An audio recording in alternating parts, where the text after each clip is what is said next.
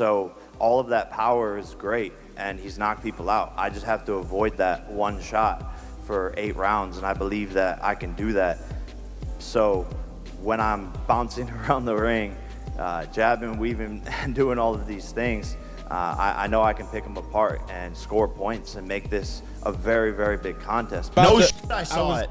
And I don't give a Sure, he's looking good. Sure, he's looking all of that. Oh, he's dropping people. He's fast. So the fuck am I. People want the truth. Chin's gone. But he's still Anthony Joshua. Which is stiff and no rhythm and no skill.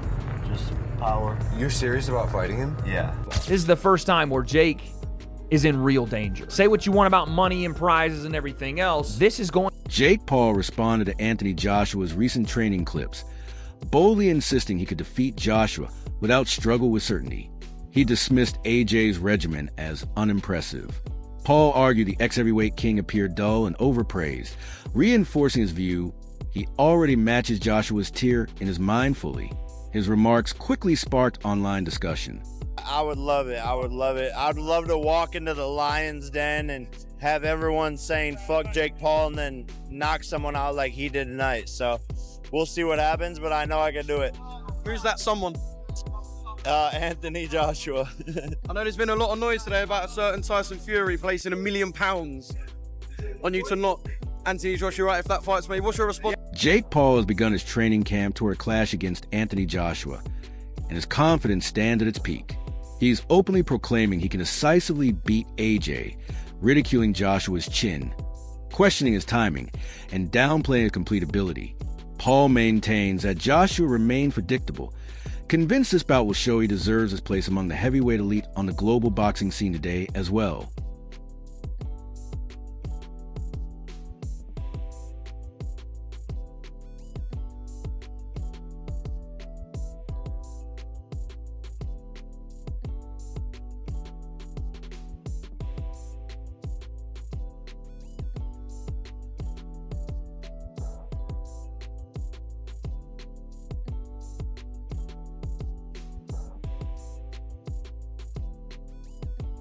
Paul has been heavily goading Anthony Joshua, insisting he's too simple to conquer and openly doubting his resolve.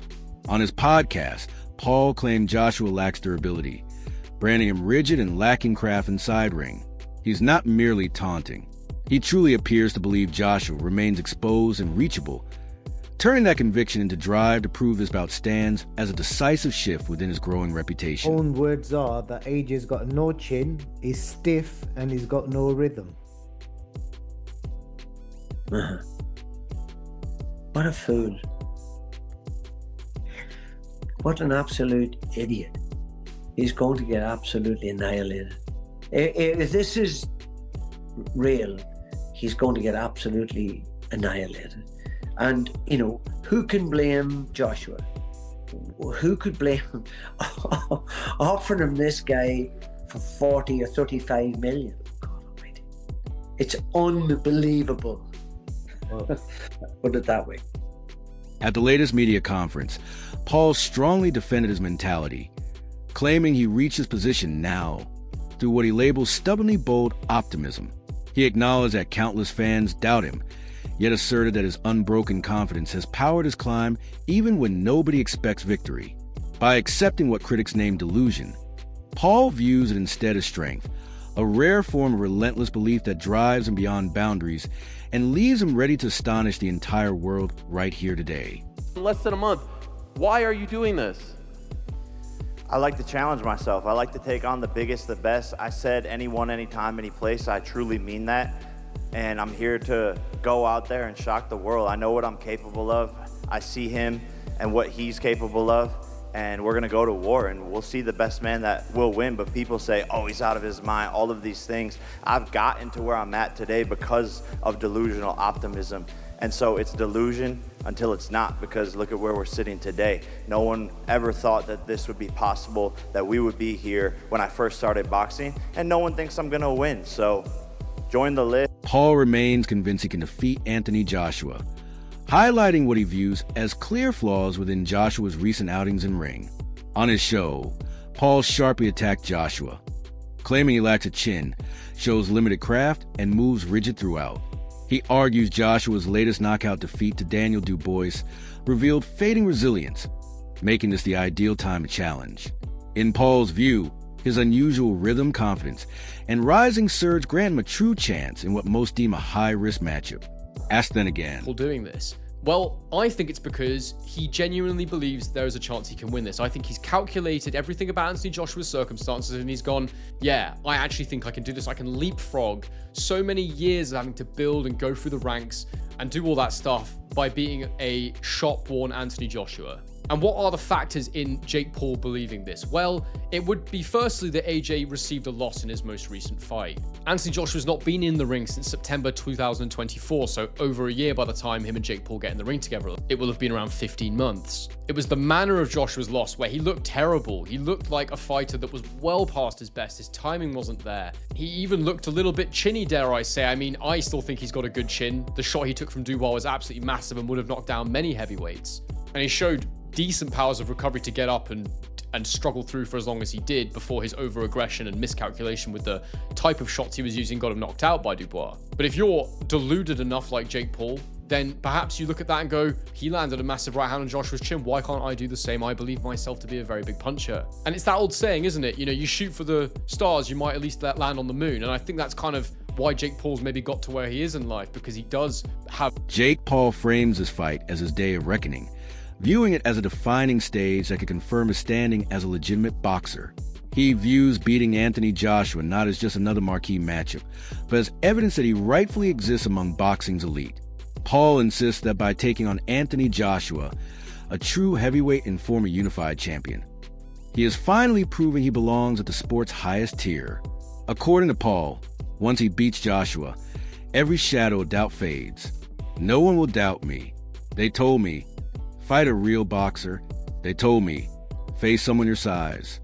Fight a real boxer. They said, fight someone your size. They said, fight a world champion. We looked at a long list of supposed fighters for me to the world. Make no mistake, this is the biggest fight of my career. I'm walking into the lion's den. I'm doing something that no one else has ever done before. I, Jake Joseph Paul, will knock out, defeat, and embarrass Anthony Joshua Friday, December 19th, live on Netflix. My voice cracked, I'm still going through puberty. The biggest fight of 2025, USA versus UK. He's got the belts, the size, the history, but I have the balls. Be careful what you wish for. Jake versus Joshua, Judgment Day. He has a 90% knockout ratio, but I have 100%. Anthony Joshua, a refined heavyweight champion, has continually shown his dedication to greatness through disciplined training routines. His program features demanding power and conditioning drills, sparring rounds with elite contenders, and attention toward both body and mind. Joshua has repeatedly proven his willingness to face world-class rivals, most notably sharing the ring with Oleksandr Usyk, a former undisputed cruiserweight ruler and a dangerous presence in the heavyweight ranks. Their opening meeting in September 2021 at Tottenham Hotspur Stadium witnessed Usyk secure a unanimous decision win, outscoring Joshua with sharper skill and precision. Yeah, my possession, which I was expecting to win, it just kind of tore me apart. And that's raw emotion live on your screen. Obviously, looking back, could I have dealt with things better? Yeah, of course. But at the time, that wasn't the priority. It was just outpour of emotion. There are so many athletes we're seeing across gymnastics, cricket, rugby and football that have taken time out of their sport to deal with their mental health before coming back in. Did you at any point in that period think, I need to take an extended break away from boxing before coming back in? It wasn't the fact I needed to take a break. You know what it was? I actually watched a lot of like fighters, they've taken time out of the game for those reasons as well. And I think, okay, if they've done it, I should be doing it. But I got to look at myself as an individual. And what it is, I feel... Although Paul has displayed notable athleticism and admirable work ethic, his experience inside the ropes remains minimal when compared to established veterans such as Joshua. Paul's camps, while demanding, have largely emphasized improving stamina and sharpening fundamental boxing skills. Right now, there are two contrasting viewpoints regarding the Jake Paul against Anthony Joshua matchup. On one side, many observers strongly predict AJ will win convincingly. They insist Joshua still carries the brute power, deep ring knowledge, and physical strength to stop Paul. After all, he's a former two-time heavyweight title holder, and overlooking the force of his punches could prove a serious error. Yet on the other side, there's a growing group who feels Joshua is no longer the fighter he used to be.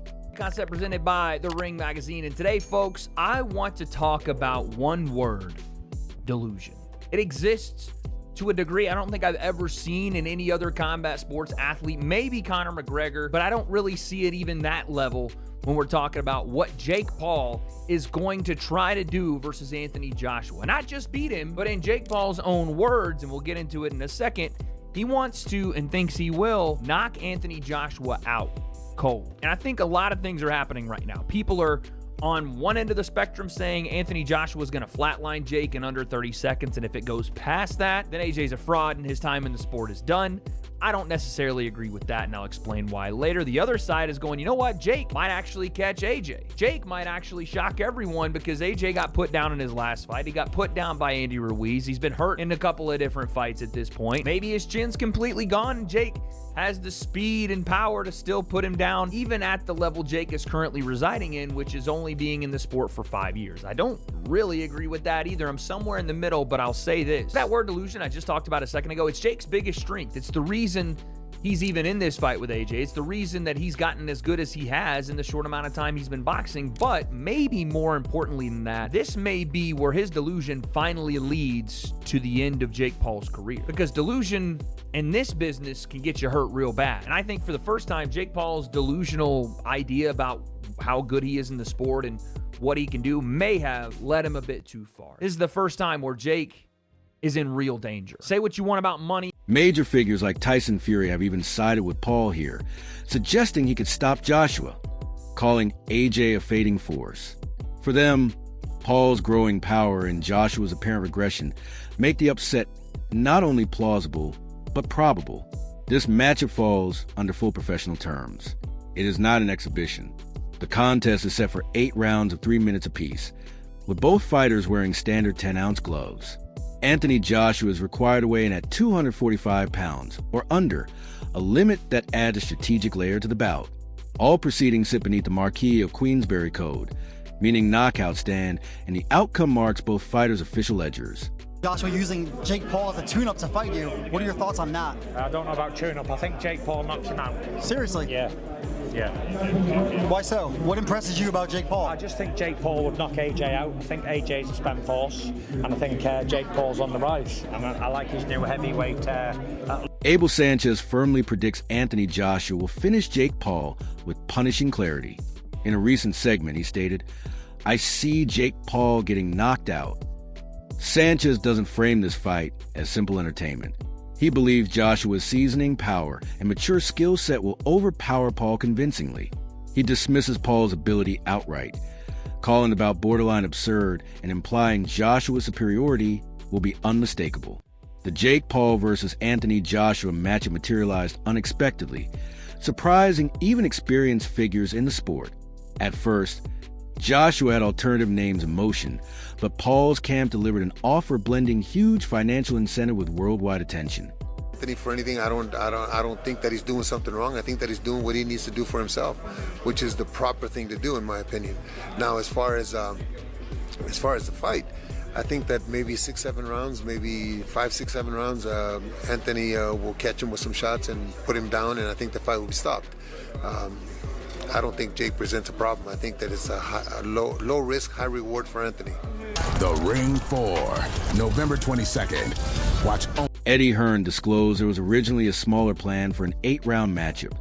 Yet the contract with Paul expanded it into a grand spectacle confirmed just weeks later, with revenue multiplied 40 times over. While Hearn respects Paul's ambition, he interprets this as a deliberate move for Joshua, keeping rhythm sharp, raising his global profile, and laying groundwork for major headline fights in 2026 ahead. He's Dalton Smith and making sure he gets his shot at that world title. Eddie, Anthony Joshua, Jake Paul, it was widely reported last week, confirmed earlier this week. A fight which I'm sure at the beginning of your journey together you would never have seen coming a million miles off. I saw a post that in 2017 on the night he defeated Vladimir Klitschko, Jake Paul was at some type of Disney Star Awards. Just your take on how this entire deal came together. Crazy. I mean, we were presented with an offer to fight Jake Paul, and we took it with both hands. I mean, we'd be crazy not to. You know, AJ was going to fight this week here. We didn't sign a contract, but we made an offer to Cassius Chaney. We were going to fight an 8-round fight here. We were going to rock up on fight night, just wrap the hands, and no one was going to know about it. And you wouldn't have seen him all week. We would have just turned up fight night. And now we're doing an 8-rounder a few weeks later for a 40th or 40 times the money we were going to get to fight tonight against Jake Paul. You can't make it up. I think it's crazy. I think Jake Paul, you know, respect to him, but it's a terrible decision from him. He's going to get beaten. He's going to get served up on December the 19th.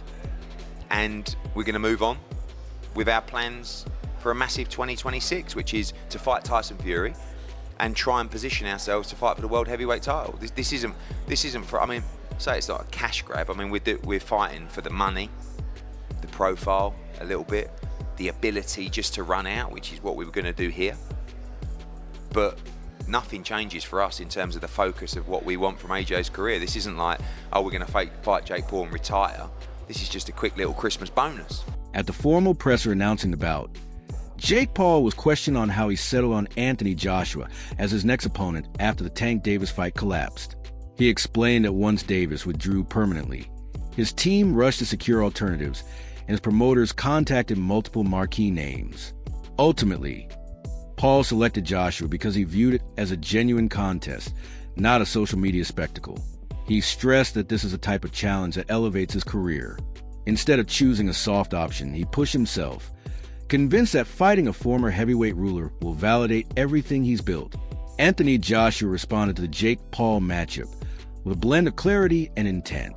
He said he respects Paul's abilities and considers this a real opportunity, not simply a payday. He believes the event is monumental, merging boxing craft with Paul's commercial reach, and stated he's reignited discipline and reshaped his routine to prepare for this comeback. Joshua made clear he will not overlook Paul. He wants to slice him up, break him down, and punish him under the lights. King, without a doubt, the most accomplished and toughest opponent that you have faced just yet. Yeah, well, Joshua was always in the plans after Gervonta, and we just started talking to a bunch of different camps. Tommy Fury was scared per usual, wanted more time. Ryan Garcia was scared. Terrence Crawford said yes, but wanted to do it later next year. I was like, let's get a fight in right now. Anthony Joshua said yes. He was ready in December. Let's run it.